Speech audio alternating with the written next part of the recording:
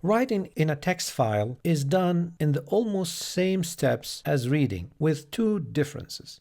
The first, the access mode. So instead of R, we are using W. Second, using write function. So let's write the code in separate lines first.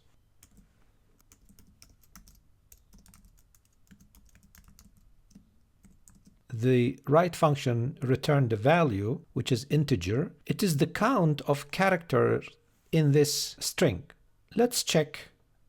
As you see here, the file is created and the same text is transferred to the file and printed in the first line. Now, as we saw in the reading file, we had two methods. So the same situation with writing. So the first method we saw here is the using functions in separate statements. The second method with structure. So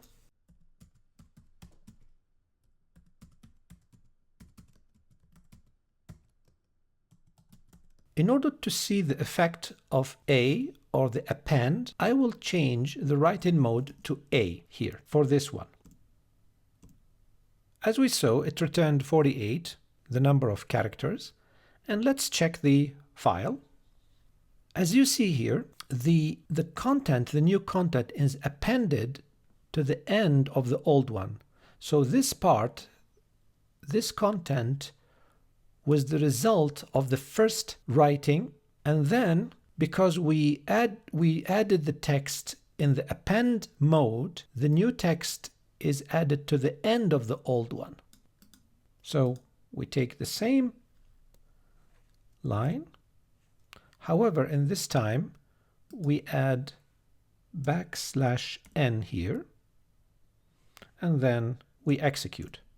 Notice the number of character is added by 1 because we added the \n, it's 1 character, and you see the result here.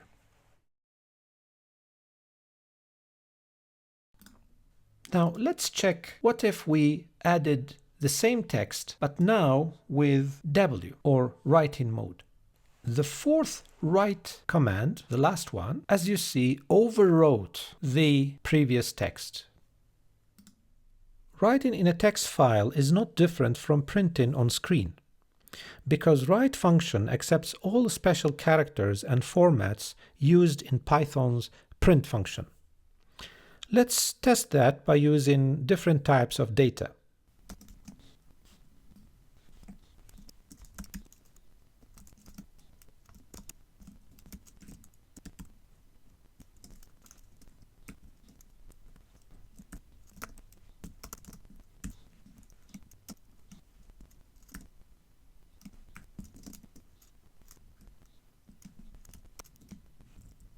So, as you remember from the previous lessons, we used this format with print. Now we are using it with write. Let's test it. Let's open the file, and this is the output.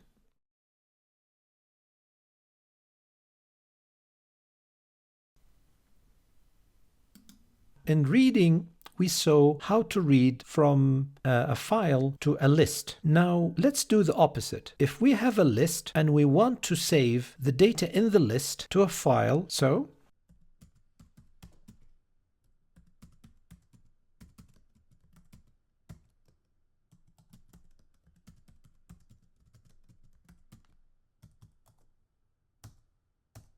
that's it. We open the file, we loop over the values, and we write the values as if we're going to write them on the screen, but instead they will go to the file. Let's run the code. Let's open the file.